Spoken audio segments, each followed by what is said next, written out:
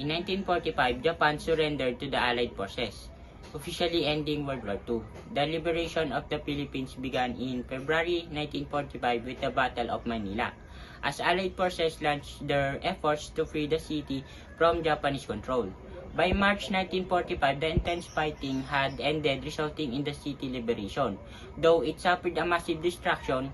In the following months, Allied troops continued to drive Japanese forces out of different parts of the country, further weakening their occupation. On September 2, 1945, Japan formally surrendered to the Allied forces, marking the end of Japanese rule in the Philippines.